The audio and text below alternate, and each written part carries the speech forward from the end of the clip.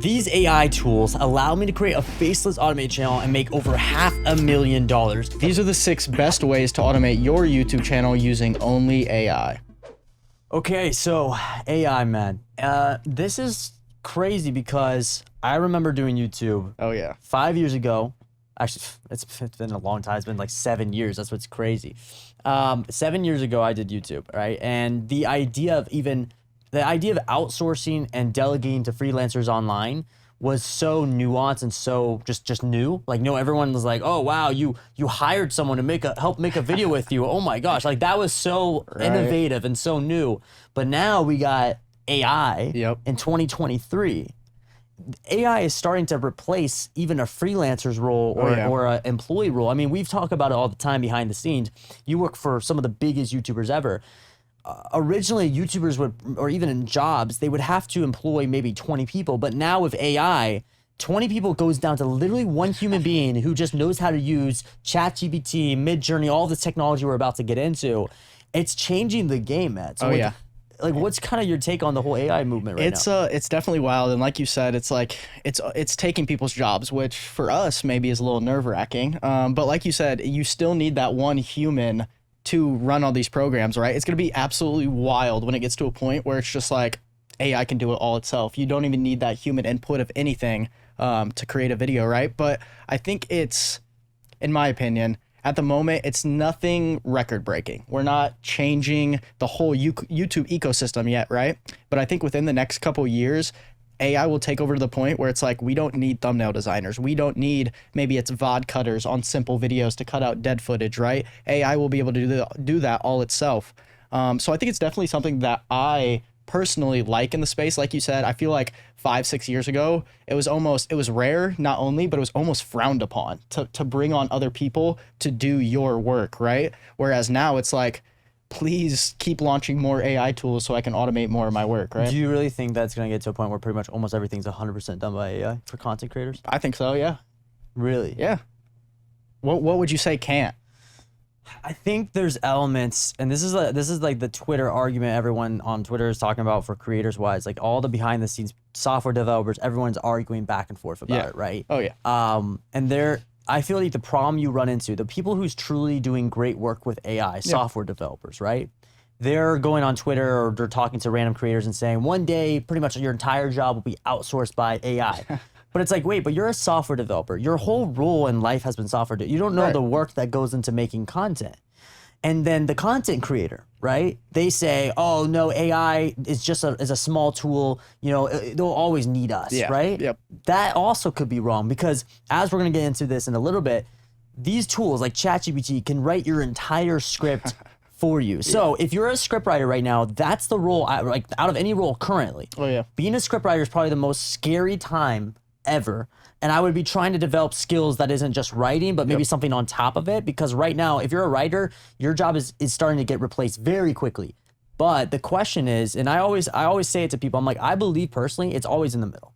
When you look at arguments between one side or the other side, it's always the middle where the answer is, right? And I'm wondering, this is why I'm asking you your opinion, bro, because it's like, personally for me, I've been in this space for a long time. I see AI maybe doing 90% of the work.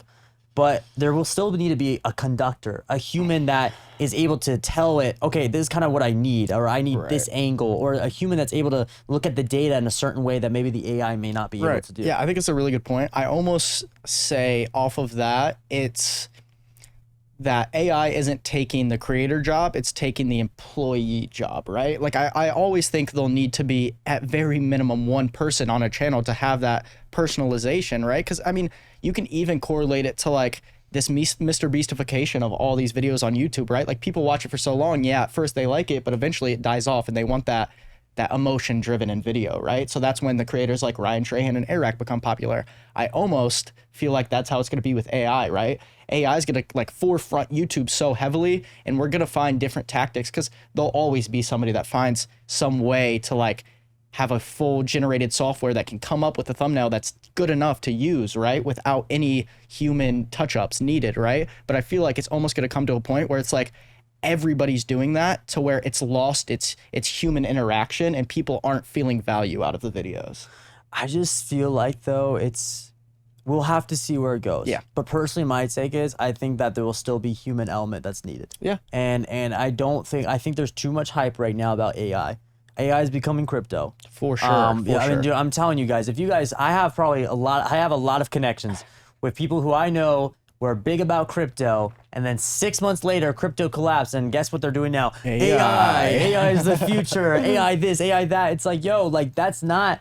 That like it's like it makes me be like, okay, you're a grifter. Yeah. The ones who's actually going to create innovation are the ones who's been in this for 5 years, creating AI technology when AI wasn't cool. Those are the guys that's in the forefront making a difference. I mean, and those are the ones I listen to for advice. And those guys, even those guys are saying, look, we're ahead of our time. We're ahead of time, but they're saying like even for my role, they think it's maybe 90%. They even agree with the fact that 100% AI.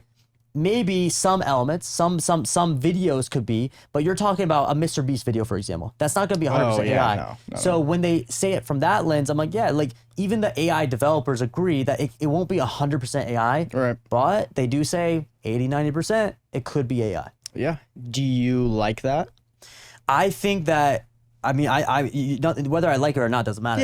Things are going to happen. I think that it's scary, not for me because I'm very good at adapting. My team is good at adapting. That's what I teach all the time. But I'm worried about the individuals who do not have a network of people like we do, who do not have a mastermind. And this is also why, by the way, we created this podcast because we're getting the insider scoops every day. We are working with hundreds of clients, so we see across variations of niches of what's happening every day. So we're consuming that information, learning, and then sending it off to you guys. But for the average person who doesn't have a network, who doesn't have connections, I'm worried about them if they don't adapt quickly. If you sit on the sidelines and you don't try to get good at AI, you don't try to learn the technology, you're definitely going to get ran over by someone who is willing to spend that extra hour a day in learning it. Oh, for sure. And I think what's interesting as well is like, I don't know, I still work with a lot of clients, larger client teams, and even myself, I'm not seeing a big, I guess you would say, like adaptability of AI. There's no teams that I've been on or even just consulted for that I've seen like are even using ChatGPT or MidJourney or some of these programs that automate a lot of your time. So it's interesting to see over time more and more teams implementing the use of AI. And I want to see what the first main role is snatched by that. Because in my opinion as well, it's going to be script writers, right? It's already happened. The average person I'm talking to today, because I talk to people who are dedicated. You talk to the big face creators, YouTubers. You talk to face creators. The people I work with are mainly faceless automator creators. Right. Most of their work is being outsourced, like script-wise. Most of the script is being outsourced to ChatGPT. And then they just have to add a few final touches. So like I said, writers right now are losing jobs. I mean, you're talking about a job that originally costed $50 to $100 for a 1,000 to 2,000 word script is now getting outsourced from the channel owner or to someone else for $10. That is a massive disruption to pretty much an entire industry of type of person, and money wise. Like it's bad for them. I would say my biggest tip right now is just first off learning how to utilize AI. Like what do all these programs do? And obviously we're gonna walk it through. That's the whole point of this video. But like even if you're a writer right now and you're nervous about ChatGPT taking your job, you can still find ways to use ChatGPT or AI in general to implement that to make your writing better, right? So I mean, there's still people, I mean, with every facade, like you said, that are years behind, haven't even heard of ChatGPT yet, that you can still use that within, I mean, hopefully all of 2023, whatever, to your ability. Guys, the whole point of this podcast is so you can be ahead of pretty much 99, and you will be 99.9% of creators. And I just want to real quick, before we get into some tips, one more thing I want to mention to you guys.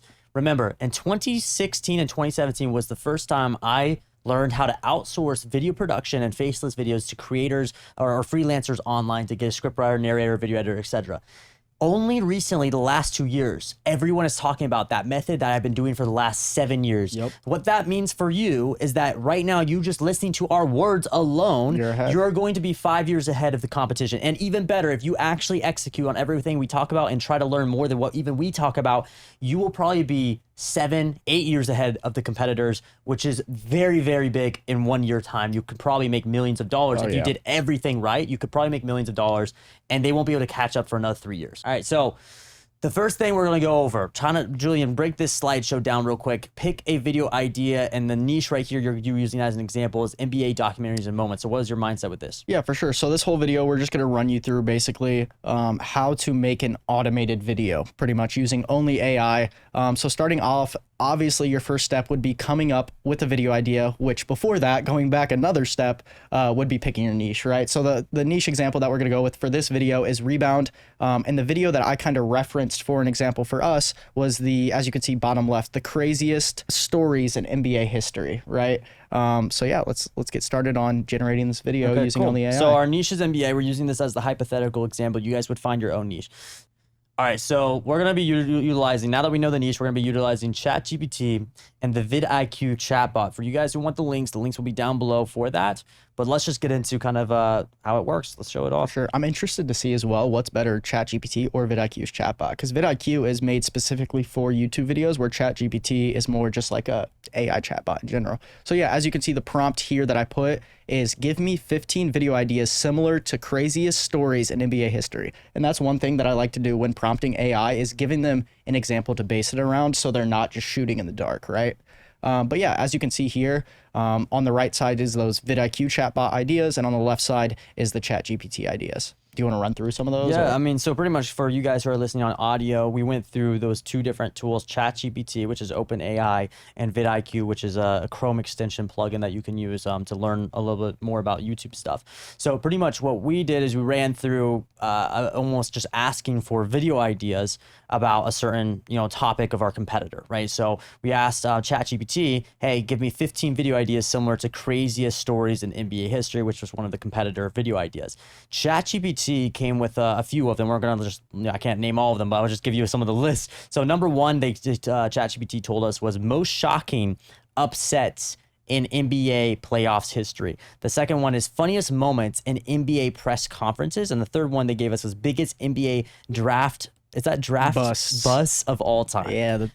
I mean, it's interesting as well, because if you compare just the ideas between vidIQ and ChatGPT, the first idea on both of them is exactly the same. Most shocking upsets. I want to see that real quick. So on vidIQ, because we haven't gotten into that for audio listeners, vidIQ, when we asked the same question to vidIQ told us the most shocking upsets in NBA history.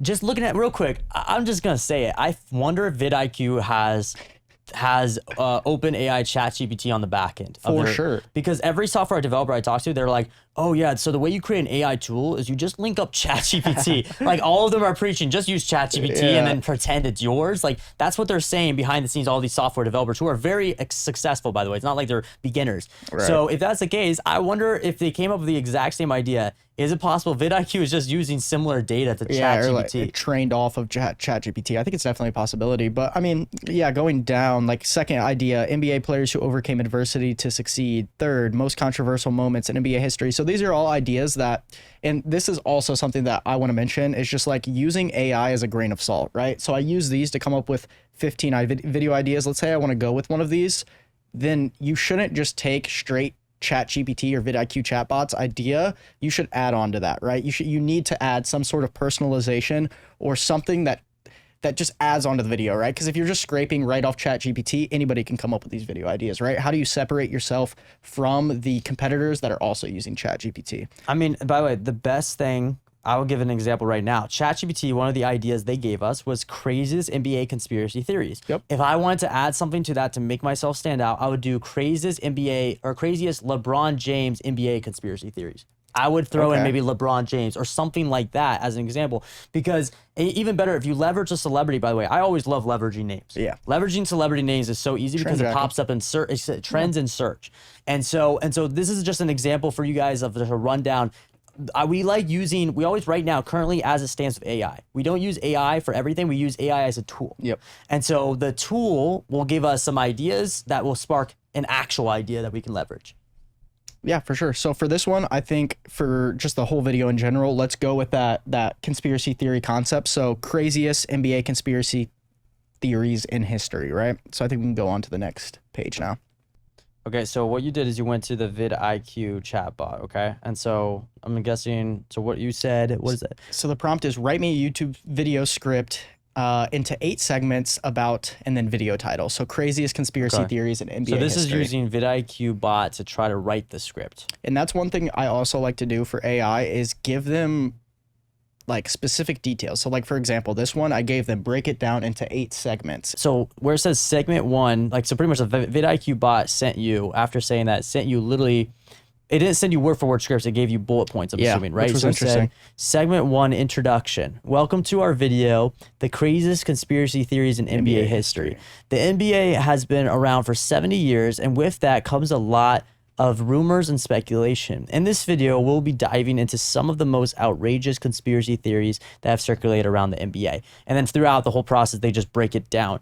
What's interesting about this, so did you tell it to do bullet points? No, which I thought was super interesting as well, because in a second we'll get to the Chat GPT example as well, which they don't give it in bullet points. Their word for word script which was interesting, because I was like, if I'm like, I would understand if it spit it out at this, if I was like, write me a generalization, right? Or just like bullet write points. me, yeah, Like bullet points, yeah. But when I'm giving word for word script, it seems. Did you say word for word in the I prompt? said script. Okay, that might have been it. But even then, why Yeah. would the default thing be as bullet points? Interesting. So that is interesting how VidIQ, I'm wondering if we would have went back, if we did word for word, maybe it would clarify, but by the default of VidIQ bot seems to be bullet points, which doesn't, I guess it helps you if you're willing to go with the flow, but for a lot of what we do, guys, we do a lot of more on like word for word Need scripts. verbiage, yeah. Because we send it off to a narrator who obviously doesn't have time to do their own, kind of fluff about the topic. Yeah. But yeah, I thought it was interesting as well how vidIQ's generated so fast. Like if you saw that, it was literally like in the blink of a second, where ChatGPT takes a second to get your prompt, input it, and then base it off that. This was just, I almost feel like it was like keywords, so it just automatically spit out a script, right? Okay. Which is interesting. All right, so let's see what ChatGPT then. So yeah, this is using ChatGPT 4 as well. This is the new ChatGPT, which was interesting. I was like, maybe this could be a bit better. I gave it the exact same prompt, write me a YouTube video script into 8 segments about video idea, right? And this gives you word by word So script. it says, hey there, fellow hoop fans. Welcome back to our channel. So, dude, by the way, that intro, real quick, side note for everyone. Yeah. And Lillian, make sure you take the screen off so we can break this down, because I want everyone focused, okay? Yeah. If you have an intro at the very beginning of your video and say, hey, hoop fans, welcome back to my channel, you are going to lose. Your audience retention is going to drop. So just understand, start the video off immediately. I always repeat the video title. Whatever the video title is, I repeat it. I said, today we're going to be talking about X, and immediately I get into point 1, all right? Don't have some long intro.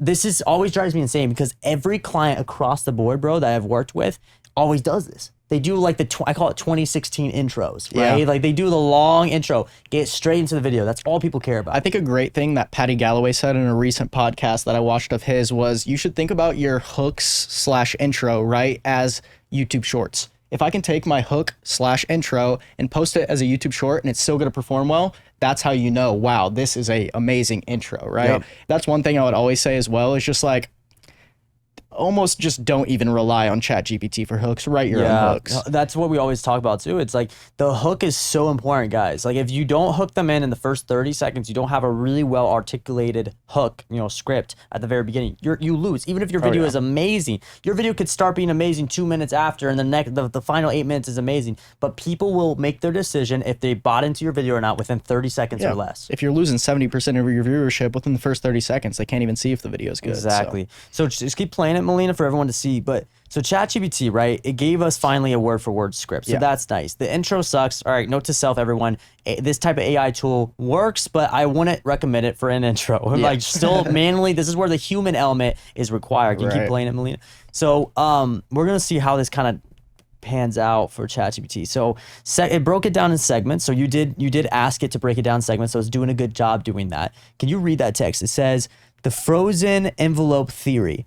So kicking off the list is the infamous frozen envelope theory. This conspiracy theory dates back to 1985 NBA draft lottery. So it just goes word for word. Each different segment is a different conspiracy theory, which is exactly what I wanted. So in my opinion, even just initially off looking at it, it feels a lot more human-like and I mean, I guess it's kind of hard to say, but compared to vidIQ's, this is a lot better to me. Yeah. Okay, cool. So you would recommend ChatGPT right now over vidIQ's bot? Yeah. Okay. So now that we have our video idea and we have our script, right, the next step would be generating a thumbnail. which for this program, we're going to be using MidJourney, which will again be linked in the description. It's real quick, I have to clarify, guys. It's Discord. So like learn how to use Discord first. I had friends who was 22 and didn't know how to use Discord. So it does take a little bit of work to understand MidJourney. They have a lot of great documentation online on how to set it up, but be willing to spend about 3 hours just setting it up at the very beginning. Yeah, it's a bit confusing to use, play around with it for sure. But yeah, so this screenshot that you have on screen right now is an example of a channel using MidJourney for all of its thumbnails, and I'm not 100% sure, but I'm 99% sure that these thumbnails are fully made with MidJourney. No thumbnail designer is even touching them up. I'm wondering though, did they rearrange it though? I don't think so. I think this you don't usually use Photoshop to rearrange elements. So. I saw this initially on Twitter, and it was just like a breakdown of how you can use MidJourney, and they were saying that this is completely generated through using MidJourney, no touch-ups from any person. Wow. So I guess we can just run with that, right? Hopefully that's true. Yeah. But yeah, this, I mean, literally just look at this. Like, it's so interesting. It's so in-depth. It looks real. Oh, yeah. That's what's crazy about it. It looks so real, but it's all AI created. Like, none of this is legit. None of this is Google Images, guys. None of this is stuff that's already previous created. This is completely new, fresh pictures that does not exist, all created by an AI tool. So crazy. What's your favorite thumbnail on there? The one, if you're talking, there's a difference between favorite and one that pops out more. What pops to you the most? What pops more is definitely the blue, because if you look at all the colors, right, you notice that there's too much dark theme. Yeah, it's very dark. Right. The only thing that pops is that blue, the experiment that shocked the world. I would say that's what pops to me the most as well. But art-wise, I like that bottom right one the most. Yeah, that's sick. But yeah, this just shows like MidJourney can work if you're good at prompting your AI, right? Yeah. So let's break that down. Let's show kind of how that works. But yeah, so for example, let's go back to our video idea, right? It is the craziest NBA conspiracy theories in history, something along those lines, right? So for this idea, first thing that pops in my mind, I read through the script and I see something. One of the conspiracy theories in this video is that the reason that LeBron James left the Cleveland Cavaliers is because one of his teammates kissed his mom, right? So I'm like, okay, let me base my thumbnail around that. I'm like, who's the most recognizable person in the NBA besides LeBron James? Steph Curry, right? Also a rival of LeBron. Wait a second. So the images we're looking at right now, all of this is fake. Generated straight by No MidJourney. way. I actually thought it was legit. I thought this was something else. So yeah. So you literally just is this LeBron James' mom? Yeah. So you got the AI to literally Photoshop Steph Curry kissing LeBron James' mom. That is so you can crazy. see the prompt up there. Steph Curry kissing LeBron James' mom, basketball court in background. That is so crazy. Which is that all it took?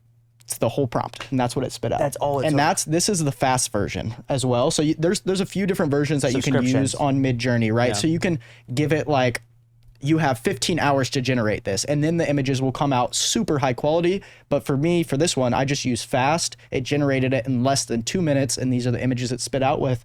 But one thing to keep in mind for this, and something that I talk about with a lot of thumbnail designers and just like thumbnail strategists within the space, is utilizing MidJourney for images, right? Like I couldn't take this, one of these images and use it as the thumbnail, right? I don't even think it fits the proportions, right?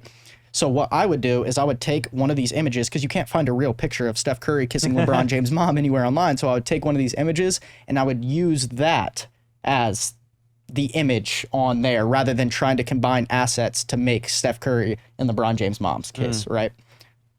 That's crazy. But yeah, isn't that wild how high quality and realistic? That's so scary though, because of how legit it looks. Oh yeah. Like pretty much, like nowadays, guys, you don't know what's real. Like every single thing could be AI. You just don't know anymore. Bro, one thing that interested me, and the first thing I thought about when I heard about deepfakes, do you know what deepfakes are?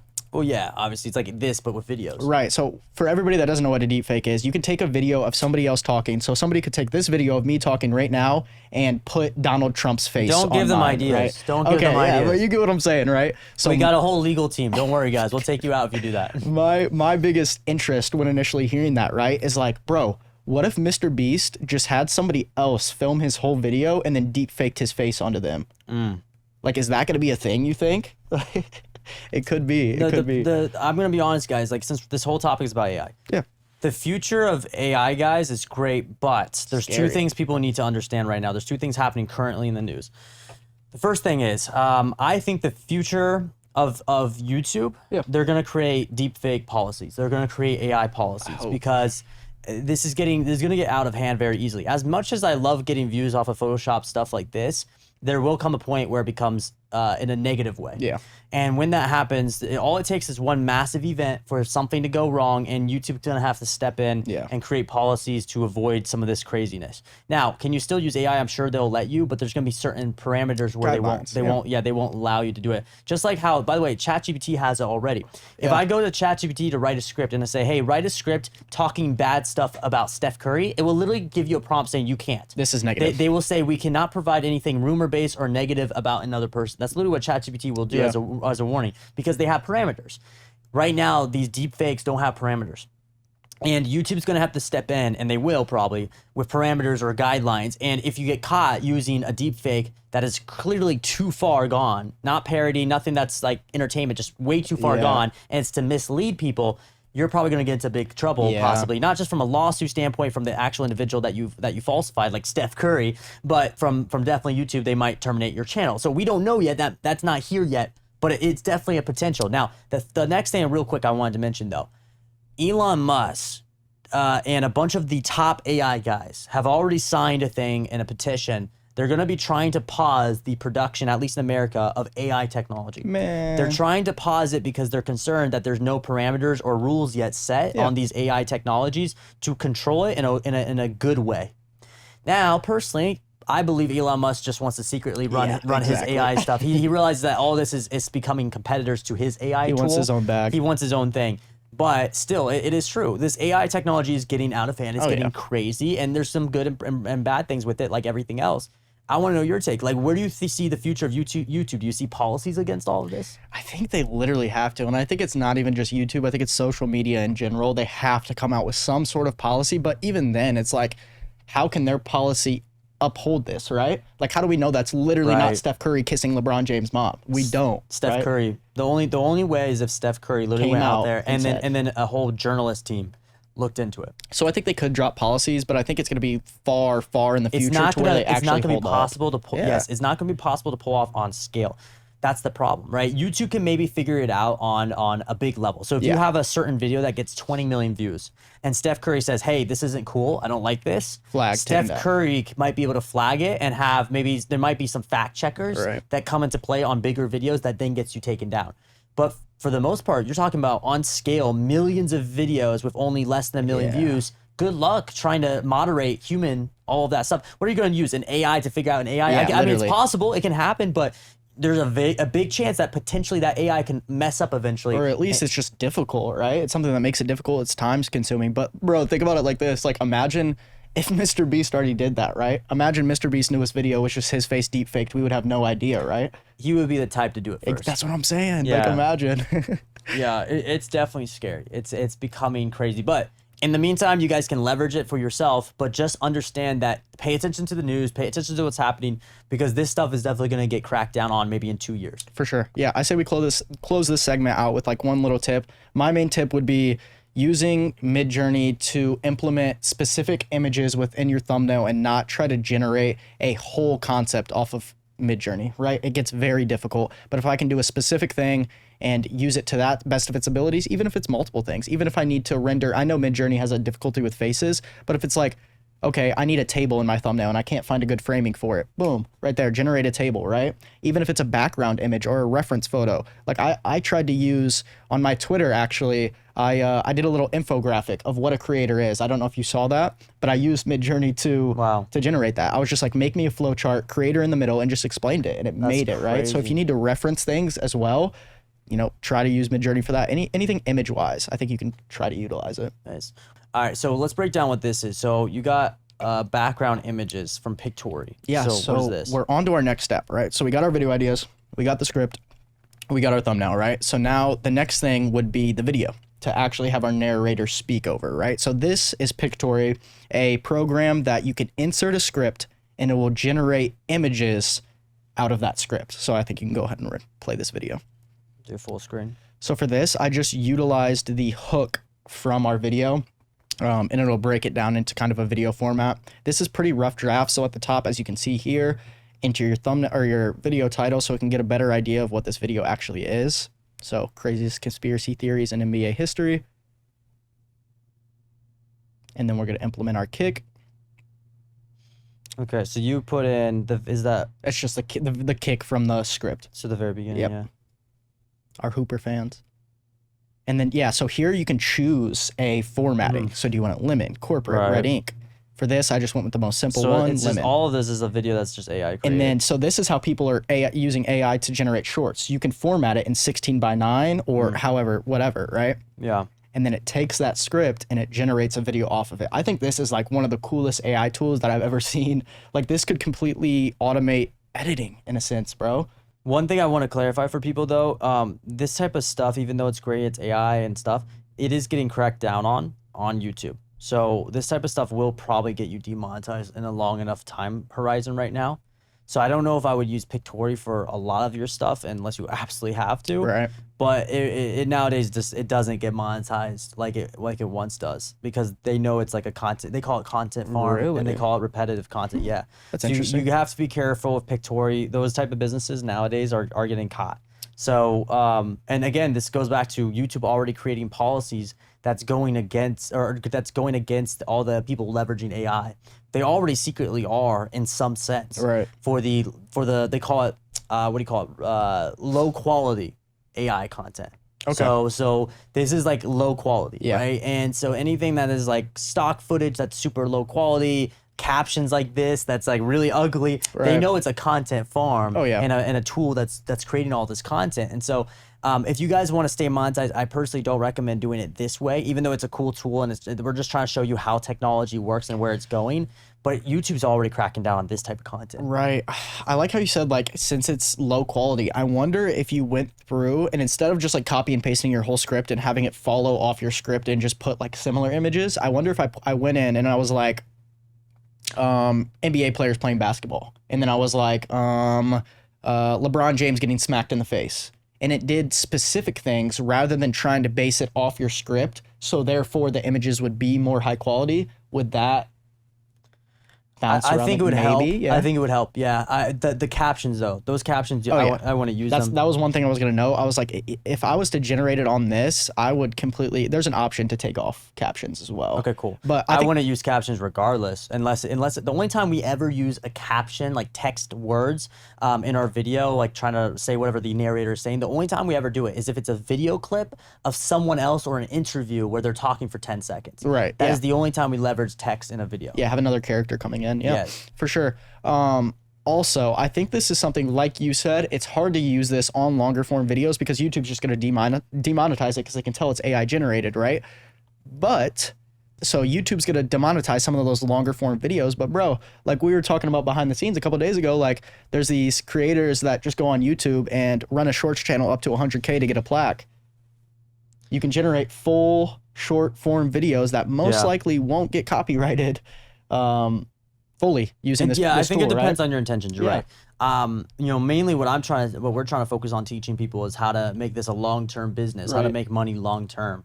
But yeah, if you guys want to just get followers, if you just want to get clout, you just want to get a plaque real quick, you could totally use all this AI, and who cares if YouTube tries to demonetize you because you're not in it for the money, you just want a plaque, right? That quick plaque. Yeah, that works, but when we're talking about long-term strategies, this is not Turning it into a business, yeah. Pictory is not a tool I recommend for a long-term strategy right For now. sure. All right, so now what we got to focus on, now that we got the scripts, we got pretty much the video editing tool.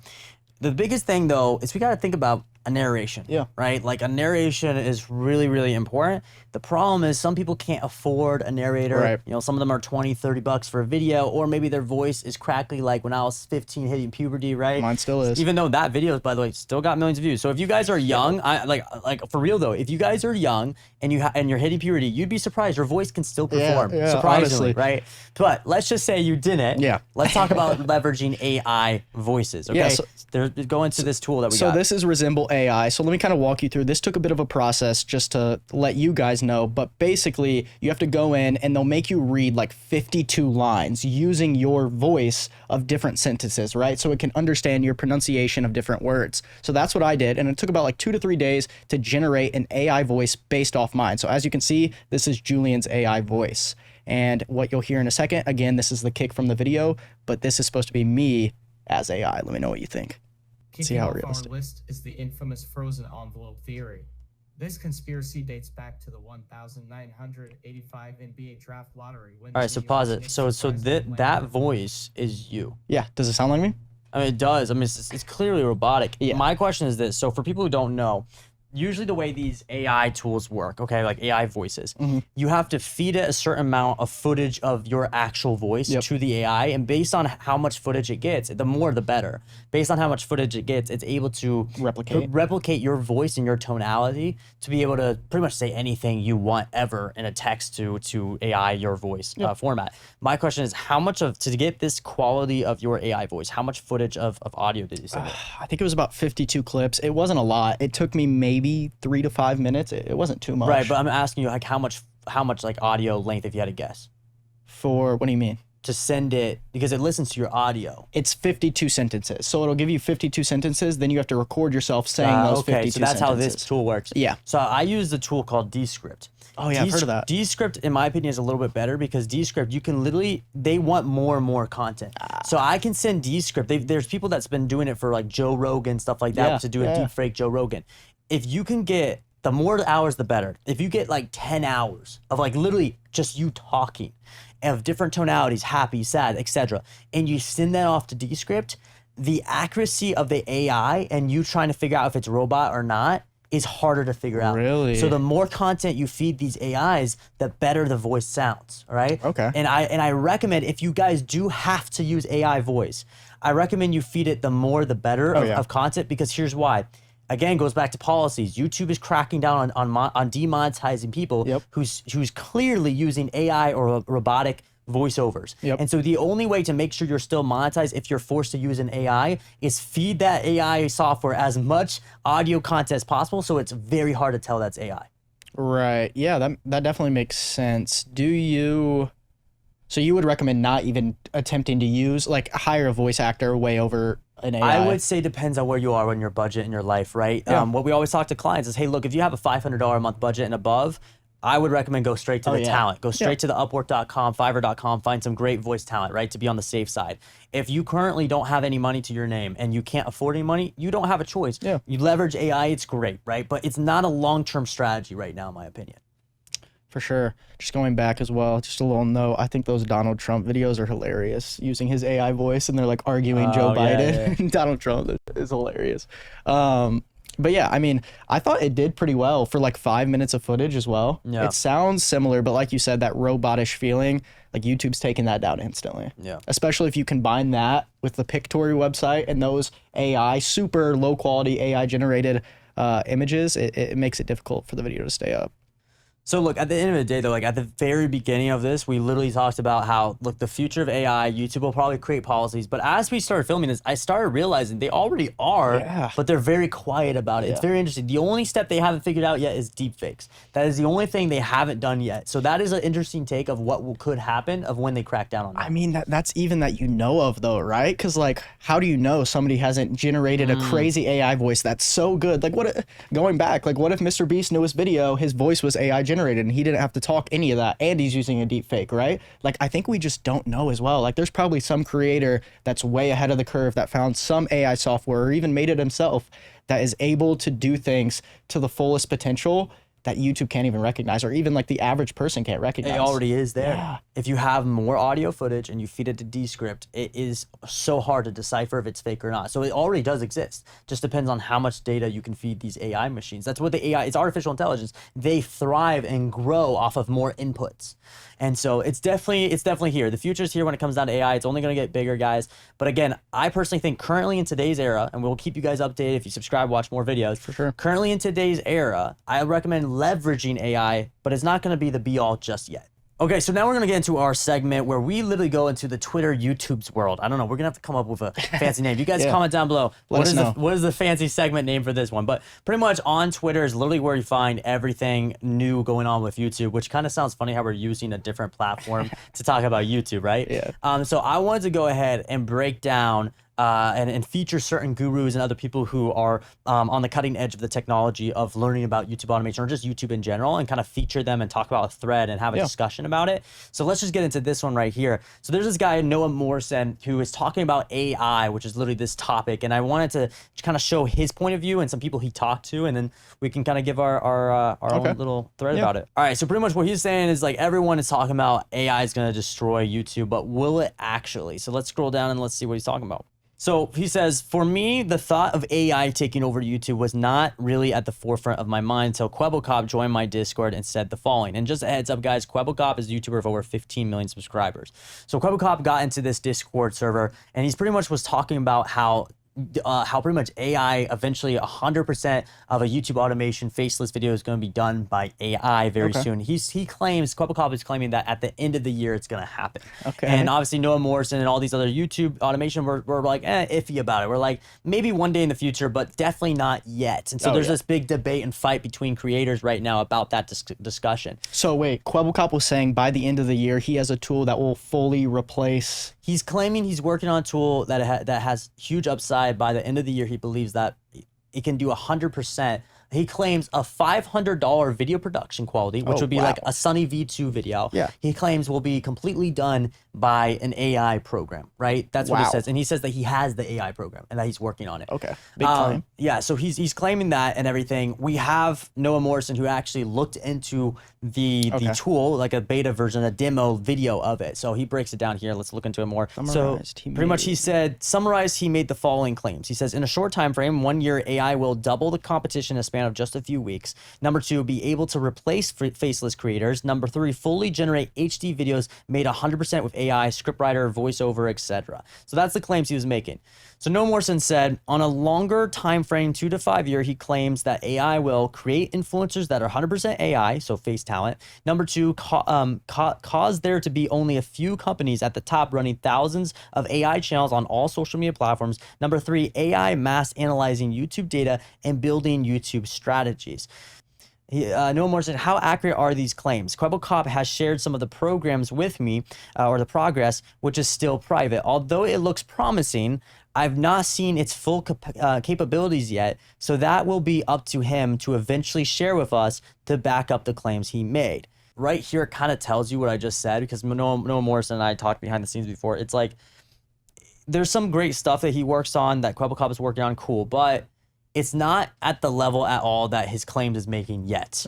You know, now again, long term, we don't know. There's always potential in programs like AI. There's always potential, but we're not looking at potential. I don't care about potential or the future or stuff like that. I'm talking about today. Is the technology right now, or at least 1 month out? If it's not even a discussion I want to have, because it's all fantasy until it's written down and made.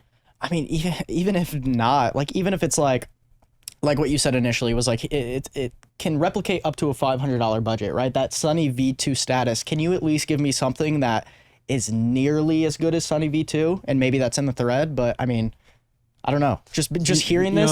I was in the Discord server where Kwebbelkop was, and like he was going back and forth, and he was saying stuff like, he was saying that pretty much all those guys were YouTube automators, like, you know, some of them successful, some of them not. And he was like, eventually all of you guys will be working physical jobs when I have this AI system completely done. You guys need to go back to like the 9 to 5. So he's like trash talking all these small creators, which in my opinion is kind of low when you're a guy with 15 million subscribers. For sure. I expect that out of someone who's a beginner or mid-tier. Like, I don't expect that out of someone with 15 million. So it's kind of low trying to do digs like that. That kind of feels, that comes off very insecure. And I've met Kwebbelkop before. He's a nice guy, but he has tendencies to be rude when he doesn't need to be. And so I think there's an element where he's talking a lot, but he's not showing real evidence at all. And he's always kind of been this way publicly, in my opinion. Like, he's always talked about he's creating an NFT platform, he's doing XYZ, but then 6 months later he's doing another thing. It's like, I know the best of the best people, and they've been doing it for at least 5 to 10 years. So you can't tell me that in 6 months or 12 months of doing something, you can replicate something that ChatGPT with billions of investment money has been able to do that took them 5 to 10 years to do. You're saying you can do that exact same thing with only $1 million or $2 million in less than a year? I just find that impossible, especially with his track record. Yeah, it's interesting as well. I want to hear your thoughts. So kind of going off this thread for just a second. So I'm just interested to hear your thoughts on this whole Blue VTuber AI creator type of thing, right? So he has this YouTube channel called Blue, that it is an AI character, correct me if I'm wrong, but it's an AI character that has a human voice behind it, but they pop up the AI character on screen. So as you guys can see, if you're looking visually, there's a animated, almost anime looking character that moves its mouth and almost facial expressions based on what the narrator is saying, right? And so it's almost synced up to a program that does that. So he's saying this is what these creators are the type of creators that are going to take over the YouTube space? These are the AI influencers. And I'm now granted, I think he's talking like 2 to 5 years, he's probably talking to people that look almost legit as a human. Right. I think he's talking about that Not level more of AI. so. Not only this type of AI. Right. The problem is this isn't AI. And people who don't know the background of what he does with this type of production, I mean, from what I know, people have to, he has a team that has to go and film gaming content ahead of time. They have to create a word-for-word script. Then they send it off to a narrator to then do some reactions based on all of that. Right. Then they have to have an editing team, and then they have to put all that narration into a software that does that, you know, facial expressions of the anime character, and then they have to edit it all together. Like, it's more steps than if I just hire you to do face talent for me. That's not innovation in my opinion. I just don't think it's good. It's not like it's nothing, but I don't think it's the level of innovation that we're talking about. When I say AI, I believe 80 to 100% artificial intelligence doing the entire thing almost done automation. for you. Yeah. Yes, automation. If the project takes longer, this is what annoys me so much. If the project takes longer to do something, Right.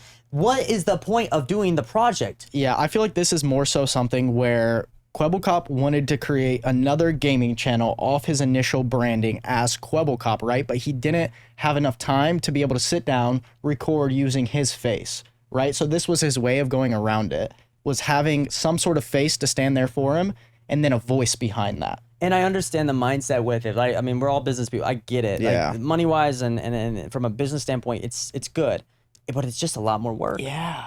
You can just assign a talent, right? You can assign a talent or just completely be faceless. There's so many, you and I know so many faceless gamers who are so successful. You don't need to do the extra step like this. At all, yeah. So what's your opinion on this? Do you think this will become a thing in the YouTube space? Because he's, at least for me, he's one of the first creators that I've ever seen do this.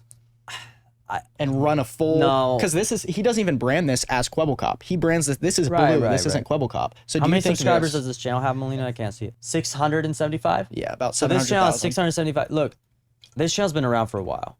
That to me is not a good subscriber base for how long this channel's been around, how many videos they've been uploading. Yeah, I can agree with that. But I would say, I don't know. I would say that's not bad for GTA 5's audience. Yeah. And it being a VTuber. Like, I would say if it was Kwebbelkop's face on this and he was running it, yeah, I would say this is smaller scale.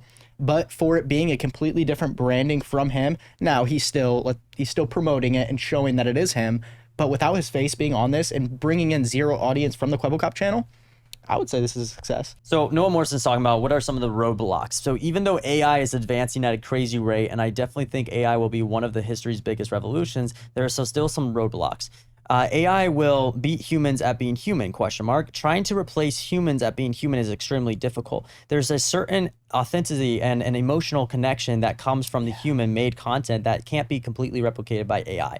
Wono made a great post about us, but we'll ignore that because that's obviously another thread. Then Noah Morrison's talking about community guidelines now. So Kwebbelkop talks about how he and his team are working with Google to comply with their guidelines on this new AI generated software. But also extremely difficult in the end. The big question will be, do YouTubers, advertisers want to advertise on a platform where 80% of the content is made by AI? Right. If this is not the case, AI will most likely be cut down on by community guidelines. I think this is a good point. Yeah. He actually brought up something that no one is even talking about. Would you even want to run ads on an AI completely AI created content? Now, this is a gray area personally for me, and I'll ask you personally for me. I don't think the advertisers care that much. I think advertisers, as long as the viewers are there and they have some type of connection to some type of creator and they're willing to still buy whatever the creator promotes, they don't care. It's eyeballs. 100% agree. Yeah. It's literally all numbers. It's a numbers game for them. They don't care about the creator. If it's driving sales, it doesn't matter. So I don't know if that matters as much then. But going off of this, will you scroll up just a little bit, Melina? So he makes a point of the one that ends with the Wano.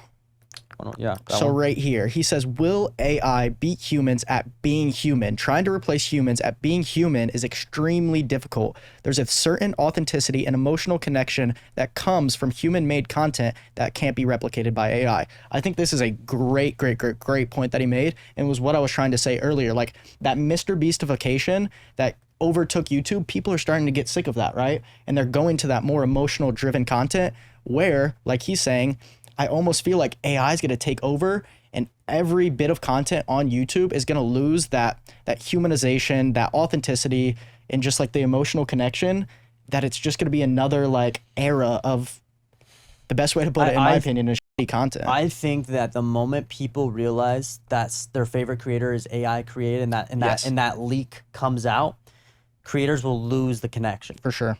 I think the facade will be gone. Now, the question is, if a creator or a business owner can keep that facade going, where people don't know it's AI for as long as humanly possible, people won't know, and it will work. But the moment they know it's fake, the whole thing falls apart. The whole channel falls apart. Yeah, I can see that happening. I think that's arguable though, because like obviously it's working for Blue. Yeah, to an extent, but again, those are kids.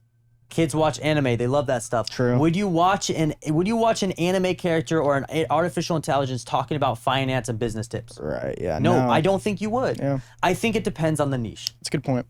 All right, so now you're talking about video generation. One of the biggest technical hurdles for an AI like this is actually generating video. Although we've seen some promising advancements, it's still far from human-generated content.